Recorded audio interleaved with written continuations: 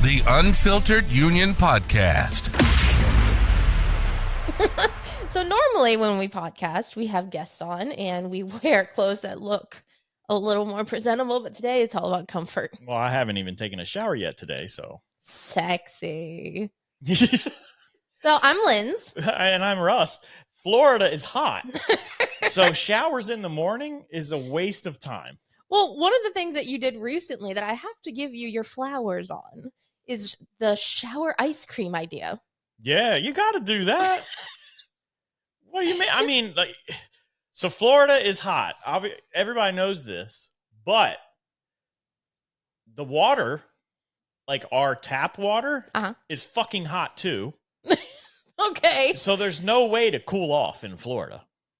Like you can't turn it to cold and it actually turns cold for us. Well, to an extent, right? It's more like lukewarm, but it's still 90% of the time it's not refreshing. So my idea was to bring an ice cream in and cool off while I take a shower. You're just so productive in your showers. Because 90% of the time when I get out of the shower, I am already sweating.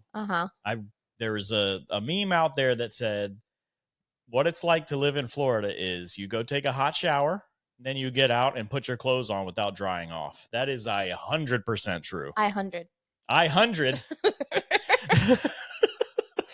Yeah, I feel like we've been doing a lot of comfy clothes and comfiness over the past, week and a half, almost 2 weeks. So kiddo was sick. Yeah, for 8 days? She had a fever for 8 days. The old walking pea pneumonia. It was crazy. So I don't think we've gotten out of the comfy clothes just yet. No, and I think that's part of the reason why I haven't taken a shower yet too, because I haven't really been used to taking showers. Regular showers. Sounds horrible. Yeah, this house is stank. Well, I mean, we were in survival mode is what it felt like. And I'm definitely still recovering. Yeah. Still very tired. Yeah, so is kiddo. She's still recovering, but she's doing well. Yes. Thankfully. We're crazy. We're keeping our activity levels to a minimum though, just because pneumonia messes with your lungs and we don't want to overdo it. Mm-hmm. Plus, we don't want to go out. A little bit of laziness there, but it's getting hot in Florida. Very hot. Yeah, this year is supposed to be a very wet one. Wet one? Moist. I hadn't heard that. I heard it was supposed to be hot again, meaning like the Gulf is going to be in the 90s again. Well, we're getting, what is it called? El Nino? Right. So what does El Nino mean? The Nino. I don't know what it means. Apparently, I was just curious if you did. I think it has something. Why would you ask me if you don't know what it means? I thought I was going to learn something today. I was curious if you had looked it up after hearing that it was going to be El Nino. But I think it has something to do with the water bulge. Like it bulges on the earth at certain points and it makes more, well, I don't know. Maybe so it's totally not, the earth isn't perfectly round? It's like an oval? No, the earth is, but the water moves like based upon gravitation. Pull. I don't know. I could be totally wrong. We need Dennis Phillips. Dennis Phillips is Central Florida's weatherman. He is Tampa. Awesome. Yeah. Central Florida. He goes from Orlando to Tampa. Right. He covers that area. Right. Yeah, we love him. He liked one of my meme posts. You felt so important. I did. I was like, I'm about to be famous, and the podcast didn't do anything. Oh, stop. I want to see if we can get him on here one day. Maybe one day. But one of the things about Florida is you mentioned that the water doesn't get too cold, so the ice cream in the shower is important. Yes. But solar recovery. Yes. Utilizing solar recovery. I think it's actually called solar recover. Okay. I'm sorry. Drop the Y. I just want to be clear. Thank you for mansplaining. Oh my God. That's not what that is. We're giving advice to use solar recover. And you're saying recovery. People are going to type it in and be like, "Where? I can't find it. I got 3rd-degree burns and I can't find it." It's one additional letter. Calm down. Yeah. So the solar recover stuff comes in a blue bottle and you can get it on Amazon. And you spray it on your skin after sunburn and you're not supposed to peel, itch. Right. Like all the bad things of sunburn. We love it. I I am an anti-snake oil person. Like, because I found this stuff. I can't remember. I was doing research because when I get sunburn, I get hell's itch. You're pale. Yeah, I am pale. So I get sunburn. Fair-skinned person. I get sunburned pretty easy. And because of that, I have always tried to find remedies for that inevitable time that I do get burned, which is fucking all the time. Yep. Anytime we go outside. I get burned. Well, I looked it up on Reddit and stuff, and people were like, try this Solar Recover stuff. It's lotion in a bottle or lotion in liquid form type deal. And I hate lotion. That makes me feel grimy. But anyway, I was like, all right, well, I'm desperate. I need to try it because it was so bad. My back was itching and I can't scratch that. So I was constantly on like the corners of the house and stuff, getting after it. But I couldn't sleep. So we use this stuff now and it's amazing. It works. And this is not an ad. We are not getting any sort of monetization for I wish talking we about were. it. Right. But we really enjoy that stuff. I like it. It works. Yeah, I like it a lot. One of the things you just said, though, is that you don't like lotion. This is like this should be a quote. White people say, I don't like lotion. I don't. It's the worst feeling in the world. It's like, I don't know how. So you take a shower, you get out of the shower, and you immediately put lotion on. I'm like, head to toe. I just got in the shower to wash off all the muck. Okay. I'm not trying to get out of the shower and put more muck on. Right, but everything in the shower is drying of your skin. Keep it dry, baby. Well, we're in Florida, so you walk out of the shower and nothing's dry. I get it. There is high humidity in Florida, but it still can dry out your skin, all the things that you're using in the shower. So to me, it feels good to moisturize when you get out. But also use Solar Recover. I can't. I will use Solar Recover because that actually does not feel like lotion. It's more of like a spray on. It's very fine mist, and you spray it on. The only thing that I would wish they do is change the bottle up a little bit. Oh, right, because when you tilt the bottle and not spray right, yeah, because you get sunburn everywhere. So if you're trying to spray yourself on the back, you might tip it wrong. Yeah, and you're not getting any, and you get frustrated, and then you got to ask somebody and. If you're not around, I got to ask our kiddo, and she's just... she's short. Yeah. And it's, for now. And it smells good, and it's just spraying it everywhere. Like, that shit's expensive, man. But it's good. It's good. Along the lines of Florida, there is a new song out all about Florida. Who? Taylor Swift. Oh. Tay-Tay made a song, and it literally is the Florida song, I think is what it's titled. I never heard it. We're going to listen to it, and I want your real-time reaction. And we're back. What did I just listen to? Okay, so that's your reaction? I mean, I don't know. It's okay. I mean, a lot of people seemed like they were really upset by that song for the way that she portrayed Florida. And...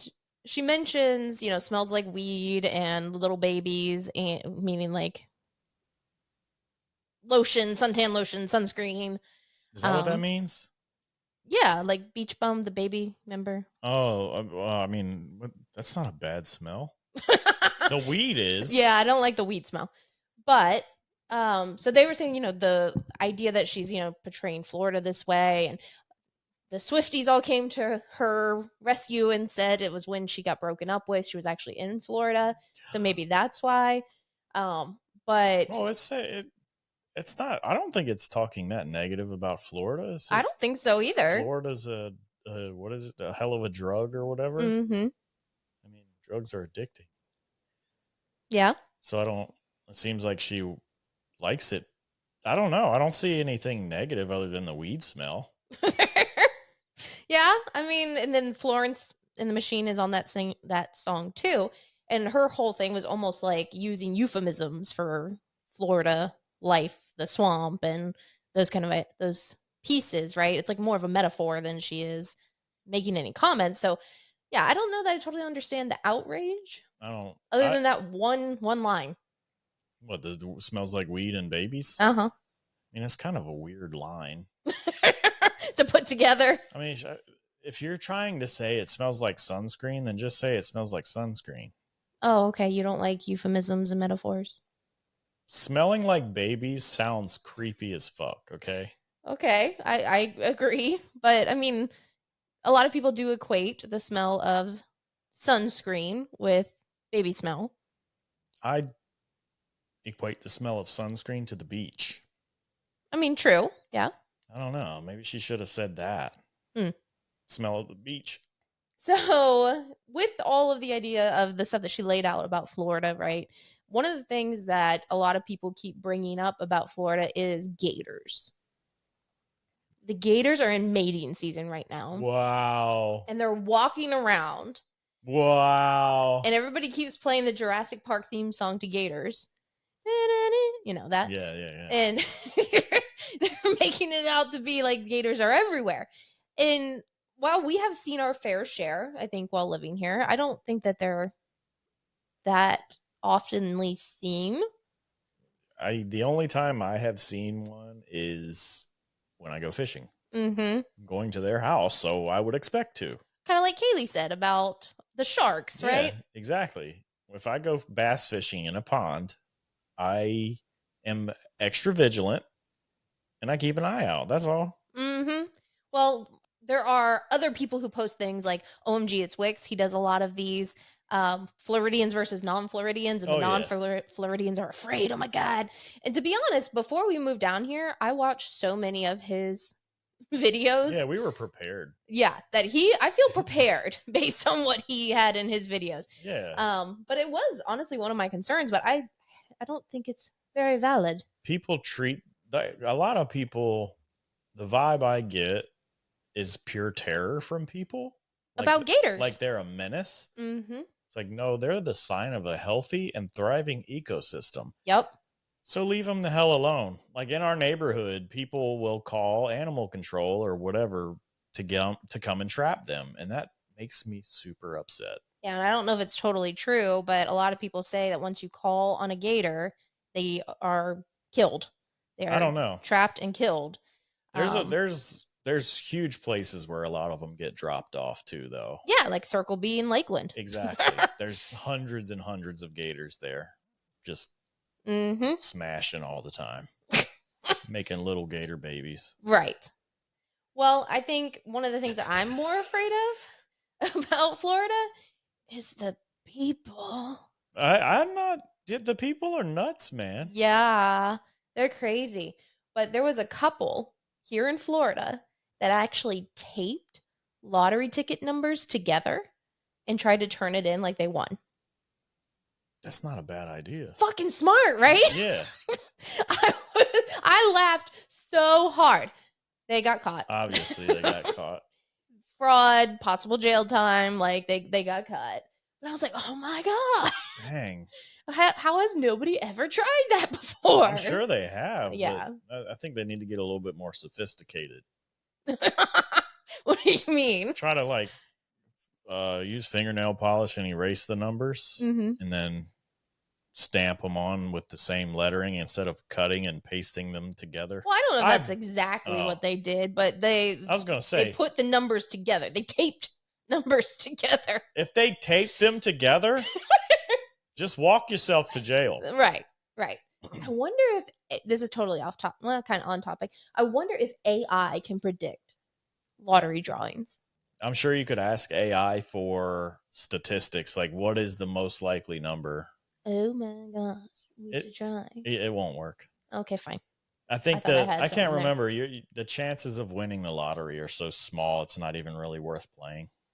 Well, you can only win if you play, though. Yeah, but it doesn't matter how many people play because it's still 7 numbers or whatever, 6 numbers. So the odds are always the same, but it's like ridiculously low. Interesting. Just buy Bitcoin and slowly win the lottery. Okay. Yeah. Play the long game is what you're saying. Okay. But we all hate being poor, right? The economy right now freaking sucks. Yeah, don't get me started on that. Yeah. But I feel like you and I, we really need to be careful how we phrase this to our kiddo. Like we talk about, finances and make jokes about the economy right now and how the middle class is being wiped Squashed. away, and we, we'll say we're poor, help me, I'm poor, kind of like on Bridesmaid, like, as a joke. Sometimes we say, rightfully so, like, hey, we're not going to go out to eat tonight because that's too expensive. We don't have the money right now. Yeah, sorry, kiddo, we can't have sushi tonight. And that's not the only thing that bugs me about that either, is I worry about her when she becomes an adult and she has to buy her own house. Right. The housing market right now, a lot of people are saying you almost need to buy a house for your kid if you can. Right. So that way when they do turn 18, they have one. It's mind-bogglingly ridiculous. Like, wages have not gone up for anything, but the housing market is crazy. It's nuts. Right. We had a 2-bedroom house in Virginia. A 2-bedroom townhouse. 2-bedroom townhouse. 1,200 square feet. 1 full bath. That was our starter home. Now, I'm super glad we bought it. It was a short sale. Yes. So it was... We got a good price. Yep. That same house that we bought back then, we bought for $200,000. Yep.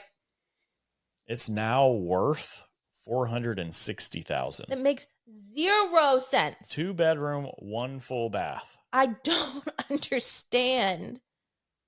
I can't even wrap my head around why that's worth that much. The only thing I can think of is because Amazon is moving into the DC area. It's still the same house as what we had there. I know. It doesn't matter. Right. The drywall, the lumber, all the things that make up that house may not be of value, but it's the location. I just don't understand that at all, because you're still pricing out 95% of the people that live there. Like all the teenagers and stuff that work at, your grocery stores that are bagging groceries right now because they're in high school. How the hell are they going to buy anything? Yep. My dad bought a house when he was our age or younger, but by himself on a single income in the early 90s. In the early 90s on a single income with me as a kid. Mm-hmm. So he's able to do that, but nowadays you would have to buy a house with a family of 76 working to pay for the freaking mortgage. Gotcha. Or have roommates, right? You would have to have people to live with you. But even then, it's like, do you really want to go into that territory where you're splitting a mortgage with roommates? That gets kind of sketchy. The only way is to rent. That's not right. And renting is a hard hole to get out of, because you are constantly putting your paycheck towards somebody else's bank. Right. A cost that you will never recuperate, meaning you're not going to get equity into your apartment. No. So you are never going to gain more than what you are putting in. Nope. Renting is not an investment. Right. There's some benefits to renting, I will admit, like not worrying about maintenance. And it's not your house, so if your appliance breaks, you just call somebody, but you don't gain anything out of it. It's a money sink. It's sad.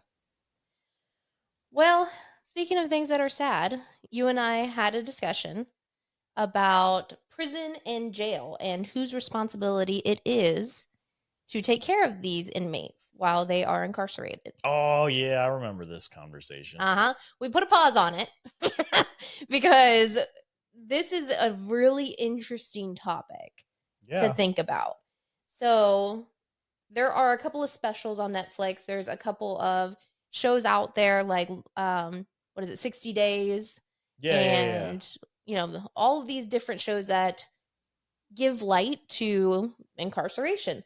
So we started talking about whose responsibility is it if someone were to be injured and or killed while they were incarcerated. Is it the jail's responsibility? Should the family be able to hold a jail responsible for any accidents that happen to those family members? So we went off onto another topic too, but let's start there first. So whose responsibility is it to protect the individuals in the jail? The municipality that the person is being held by. So the county. Or if you're in a state prison or a federal prison, whoever it is, whoever's responsible, whoever's putting you in jail should be responsible for your safety because they strip you of everything. Right. You have nothing to protect yourself with. So not individual deputies or people who were there at the time should be held accountable. Maybe. It depends on if they're being negligent or whatever. Like, I don't know if it's a one-on-one fight. Obviously, it's not a riot because it's hard to... Right. If Well, it's just one-on-one. If it's a freaking riot, it's like, okay, what the heck am I supposed to do? I'm one guy. But if it's a one-on-one fight and there's guards there, obviously there are 24 hours a day, they should be able to step in and stop that fight and stop that thing from getting too rowdy. Yeah. And if I don't know. I don't know. It's a weird and difficult situation to be in because that stuff can happen like that. But if you get hurt while you're being held there, how can you not say it's on them? Not say that it's on the county or on the deputy. Which one? The local government, the government, whoever's holding you. Okay. So my thought process on this, and I've been watching, I like 60 Days In. I think it's an interesting show. Some of the other things that are on Netflix, I like watching it. And one of the things that they have pointed out, and whether this is just for the show to make it interesting or if it's real life, right? They say that they will put, up to 20, maybe more people in one cell block, right? Right. And there will be checks by the guards at random and or certain intervals. It's not that, in most cases, it's not that there is a guard that actually sits in the block. So to me, even that one guard, that one person who is there, saying that you could hold that deputy responsible, I don't think it should be the specific person. It depends. It depends on their action because there's cameras everywhere. True. Right? So if these two dudes are throwing down and somebody's getting their ass beat and nobody shows up, you're done. Right. But even if that deputy who's on the block, say they're there and they do try to intervene, but there's other inmates around, like it could quickly become inmates against that one guard. I understand. So a lot of times they do wait and they do call for backup. So that way they aren't the only ones responding to an incident. How far is backup away? It should be a bunch of people in that place. Should be. Absolutely should be. Okay, well, but a lot of these places are understaffed, just like the rest of the world right now. And how the hell are they understaffed? Something like that, right? But it's a hard job. It's not a job that many people want. It's kind of scary, to be honest. You're in there with a bunch of people who don't want to be in there. Well, yeah, I don't know. People are in prison for things that doesn't necessarily mean they're a piece of garbage. True. Right? They were in the wrong place at the wrong time, right? Yep. So you have white collar crimes versus something a little more heinous. But not everybody in there is a murderer. And say your dad goes in there because he saw a girl getting beat up and he took matters into his own hands, put the guy in the headlock or whatever, and the guy died. Mm-hmm. But he's in jail for that now. Right. And he gets killed in jail. You're going to be fucking pissed. Well, of course. So it's on them. They should have to do something for you. Define them, though, because this is where I think you and I differ. Them, to me, the absolutely state is right. Whoever state, county, whatever municipality is holding that person. Yes. I agree with that. I don't necessarily agree with it being the deputy unless, like you said, for negligence. Yeah, that's what I'm saying. If it's negligence, like if they're caught on camera rooting it on or something like that, you know what I mean? Well, Orange is the New Black was a really good show back in the day. And one of the episodes, one of the women who were incarcerated, the deputy put his knee on her and held her down and essentially crushed her. She died. Yep. He should absolutely 100% be held. I mean, this is a show, obviously, but yeah. I'm sure it derives from some truth somewhere.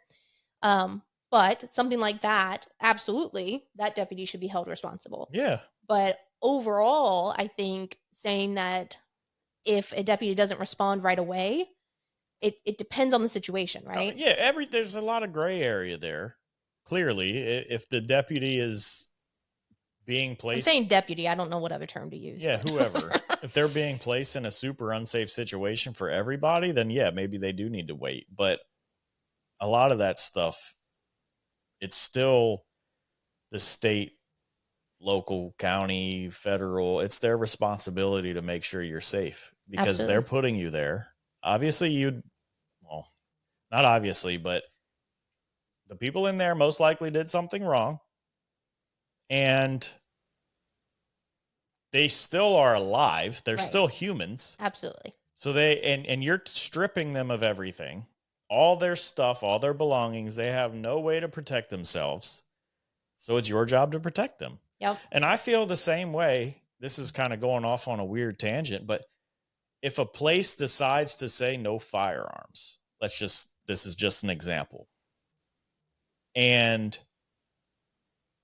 an example of this was the Colorado shooting at the movie theater. Mm-hmm. I believe they had no weapon signs. Mm-hmm. To me, if you are going to take away my right to protect myself, mm-hmm. you have to protect me. By providing people who are armed. Yes, correct. A security guard, security officer, something of that nature. You should have to protect us because you're taking that away from me. You're taking the responsibility of my protection away, and you're not allowing me to do it. So you need to provide it to me. Right. So something like this, if it does happen, somebody can intervene. Right. Because if not, we're all just sitting ducks. Yep. I feel the same way about schools.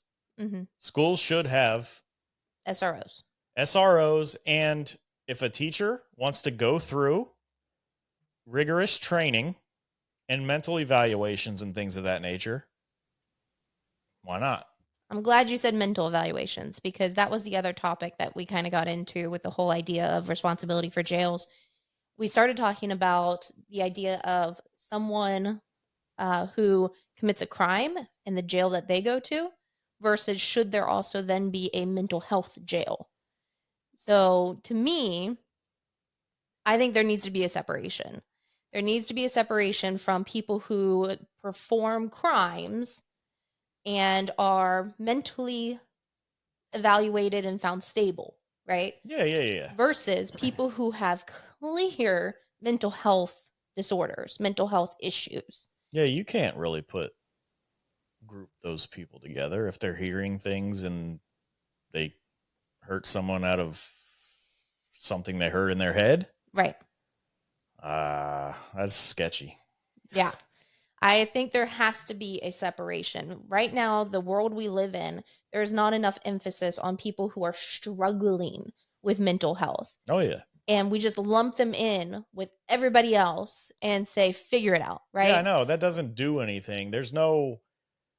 So jail is supposed to be a punishment, but that you come back from, you get released. You're supposed to be rehabilitated. Yeah, you're rehabilitated when you're released. But somebody with mental disorders like that make them see things, it's like that's not going to do anything. Right. Incarceration does nothing. It might actually make it worse. Well, again, this is based on the Netflix shows that I watch, but they do provide medicine for individuals. That's not enough. Right. As we know very clearly, medicine is not the end all be all. No, it's a 50. One of my doctors said medicine plus therapy, two sides of a coin. You need both. Yep. 100%. And you use medicine to help, but you also use therapy to teach yourself how to deal and cope. Right. And the person, if they do leave the jail prison, post whatever their punishment was, that's not to say that they're going to continue being on that medicine when they leave. No, especially if they might not have a job now because they were in prison, so they don't have insurance, and it's an effort that they have to take to go get medicine. Right. To go to a doctor, have to get a prescription, blah, blah, blah, blah, blah. It's almost like there needs to be two tracks. There needs to be a track for the person who is found mentally stable and committed a crime. Okay, go rehabilitate.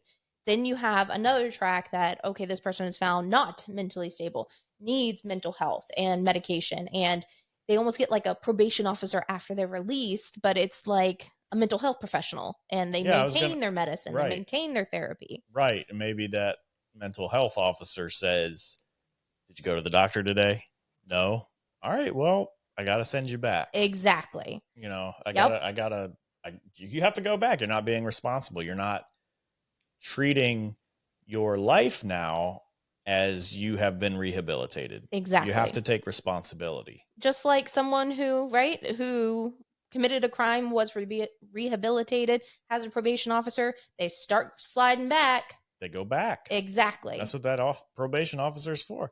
And when I went to the mental hospital, they gave me a huge to-do list after I left there. Yep. But they obviously I didn't have like a probation officer because it wasn't jail, but I can see them reflecting that in a mental, like, jail. I mean, assuming the person committed a crime, but they are mentally unstable. Yes. If you go to jail and you're mentally unstable and they've determined it by psychiatric evaluation, things of that nature, then yeah, I think that you should have somebody to help hold you accountable. And if you aren't doing it, then you're not showing that you were rehabilitated. Yep. And you are provided, a psychologist, psychiatric help within the mental health jail. I don't know. I think they should do things like that, because addiction is another one that's a mental disorder too. Mm-hmm. What we talked about with the psychedelic episode. Yep.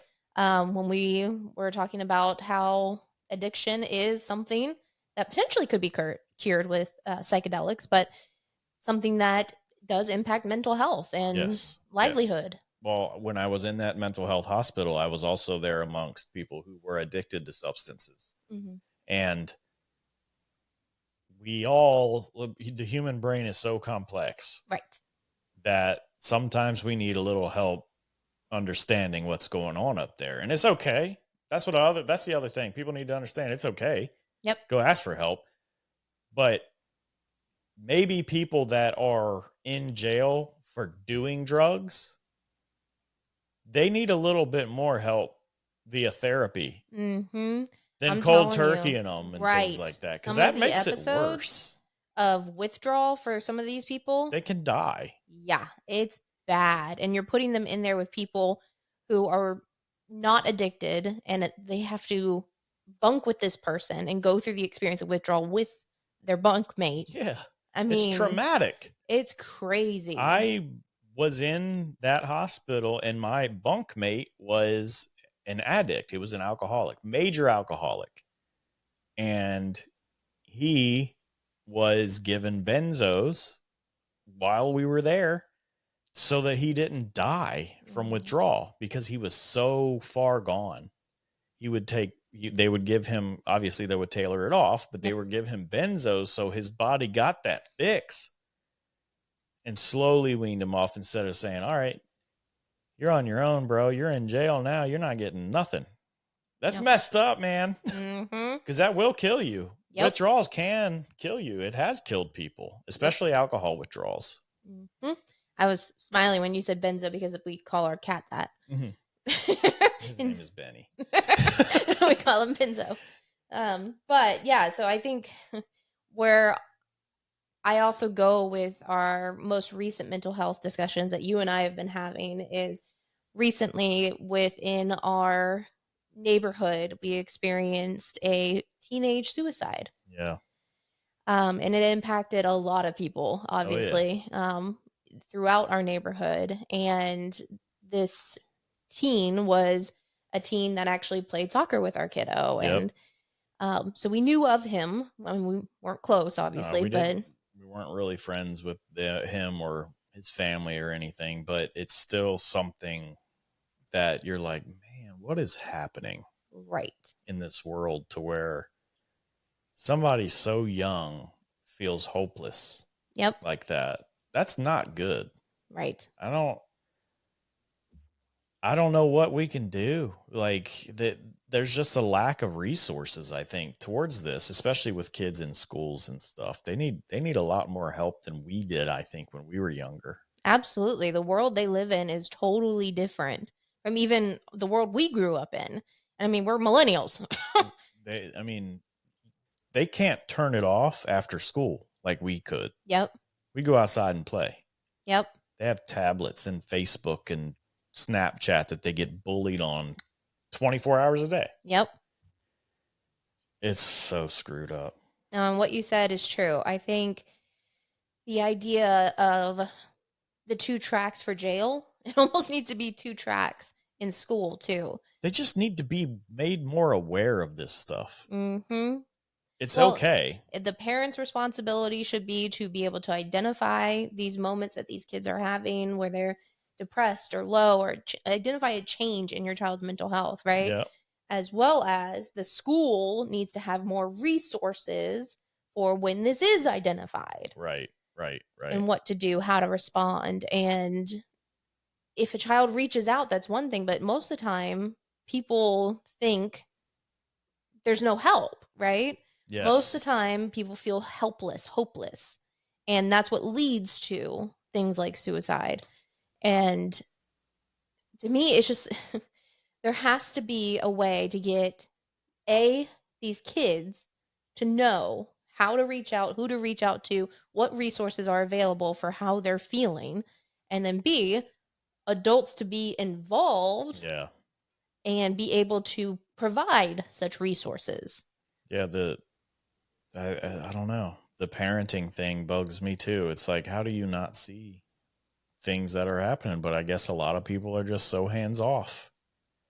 Well, a lot of people they just put the tablet in front of them. Yeah.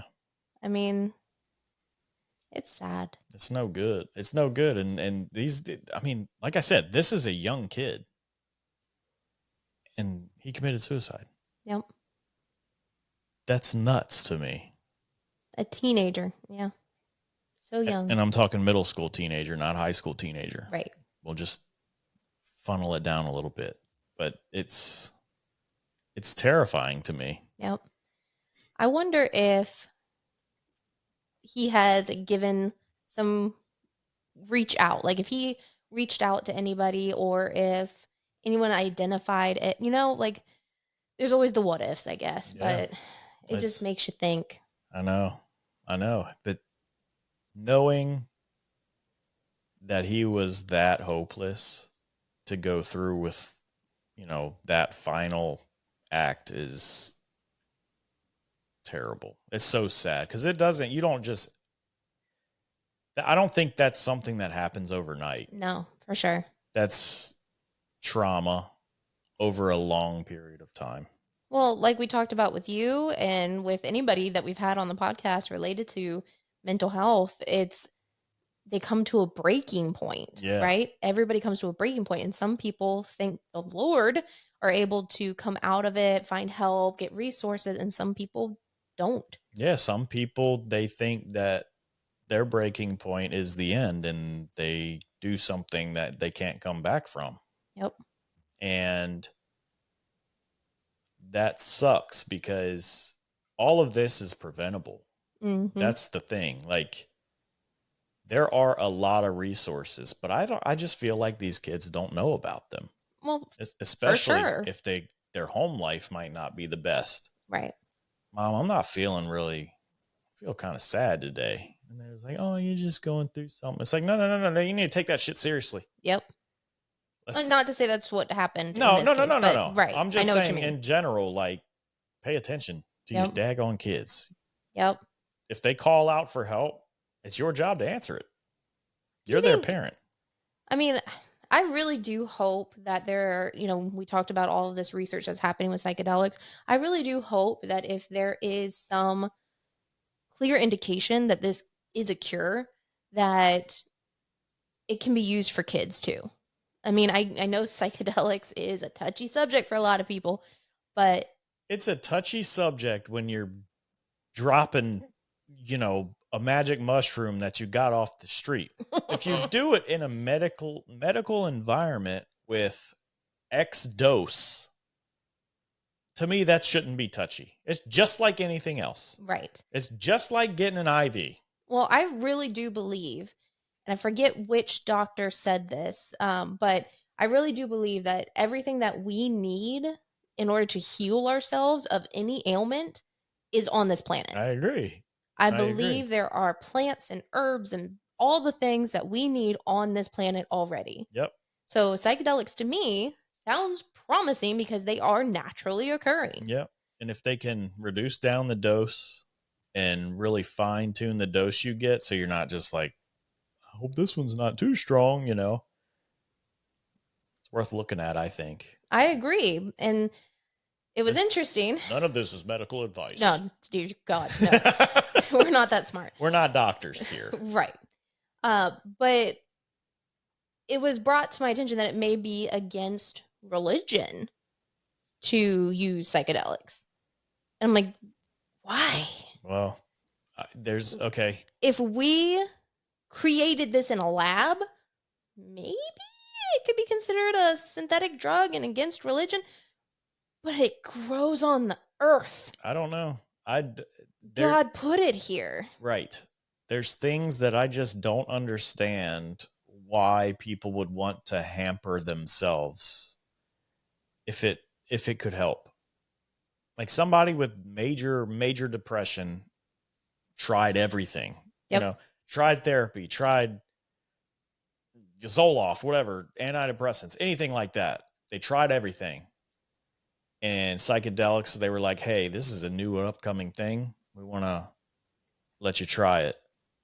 And they say, no, it's against my religion. Come on.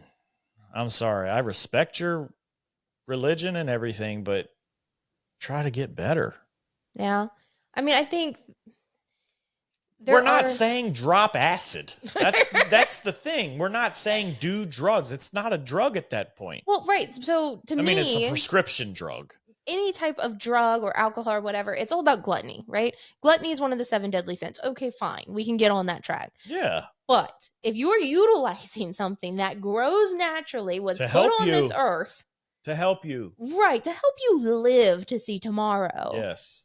Then why? I don't see that being against religion. You're not dropping acid to trip balls and go to Dragon World and fly around on dragons. Dragon World? I don't know, but you're doing it to hopefully open your mind up and maybe enhance and remove some bad neural pathways. Right.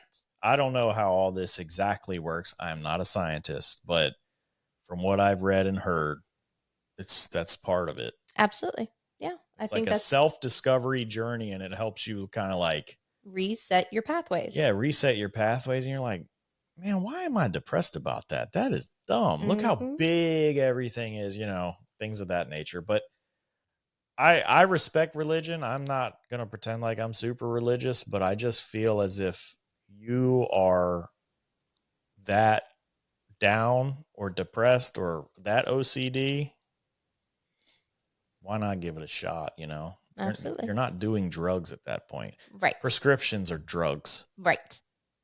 And can be used as... Yeah, benzos are one of them. Mm-hmm. Our poor cat. They can actually kill you if you withdraw too fast. Yep. It's so crazy. Well, staying on this idea of religion, what do you want done with you when you die? What do I want done? Yeah. What do you want done with your body that is left on this planet? So when you die, my shell that is left here, I want you to rent a boat. Okay. Put my feet in concrete blocks. Wait, so you're intact? Yeah, anything else is too expensive. Okay. So as is, except your soul has left your body. We just talked to a family acquaintance, and how much did they say a funeral was? Oh, yeah. It was $25,000-$30,000. It was up there, yeah. It was high. I want thousands, like tens of thousands, yeah. I want you to save that money. Okay. Go to Lowe's. Assuming that you go first. I'm going to. Okay. All right. I want you to go to Lowe's, buy 2 5-gallon buckets. And some quick cement. And Quickrete. Pour that shit into buckets, put my legs in there, and throw my ass in the Gulf of Mexico. That's it. Okay, so I have to weekend at Bernie's you and hold you up. No, He's sleeping. He's sleeping. You just go rent a boat. Nobody's gonna go out with you. How am I gonna get your body into a boat? You got a duffel bag full of fishing stuff. I'm going fishing. And I gotta carry you in a duffel bag. This is getting way too creepy. Like somebody's gonna think that I did it. That I offed you. No, the only reason why I'm saying to put my feet in the concrete is so you sink. Yeah. Because I think we would float. Yeah, that's gross. Yeah, and somebody would find you. Oh my God, he got dumped. Yeah. So if you sink me to the bottom, at least like I'm part of the earth now. The wildlife will start chewing on me and all that stuff. And there'll be nothing left. Honestly, that's what we should do. I'm not paying $30,000 to get put in a box to be put in the ground. Just buy me some $25 Quickrete and some buckets. I can't.